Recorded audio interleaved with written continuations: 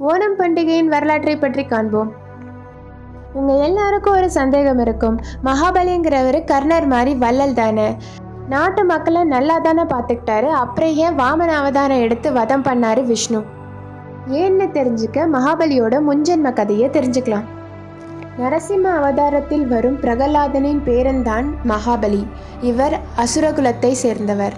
இவர் முன்ஜென்மத்தில் சிவபெருமான் கோயிலில் எலியாக வாழ்ந்து வந்தார். பக்தர் ஒருவர் மாலை வேளையில் ஏற்றி வைத்த விளக்கை இரவு முழுவதும் அணையாமல் திரியை தூண்டி வைத்து காத்தார்.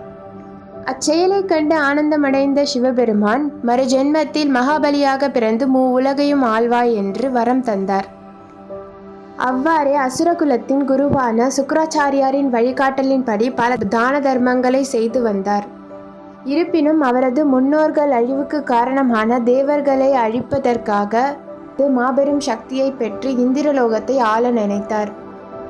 இவற்றை அறிந்து கொண்ட திருமால் காஷிப முனிவருக்கும் தேவலோக தாயான அதிதிக்கும் ஆண் குழந்தையாக பிறந்தார். பிறக்கும்போது உருவத்தில் குள்ளமாக இருந்ததால் வாமனன் என்று அழைக்கப்பட்டார். மகாபலியின் ஆணவ எண்ணத்தை அழிப்பதற்காக அவரிடம் யாசகம் கேட்பதற்காக வந்து கொண்டிருந்தார். அப்பொழுது யாகம் முடித்த கையுடன் தானத்தை கண்டிப்பாக கொடுக்க வேண்டும் என்பதற்காக என்னிடம் என்ன வேண்டுமானாலும் கேளுங்கள் என்று கேட்டார். உடனே வாமனன், எனக்கு 3 அடி நிலம் மட்டும் வேண்டும் என்று கேட்டார்.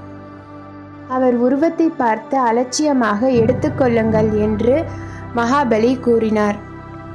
சற்றும் தாமதிக்காமல் பிரம்மாண்டமாக உருவெடுத்து ஓரடியில் மண்ணுலகத்தையும் மற்றொரு அடியில் விண்ணுலகத்தையும் அளந்து நின்றார்.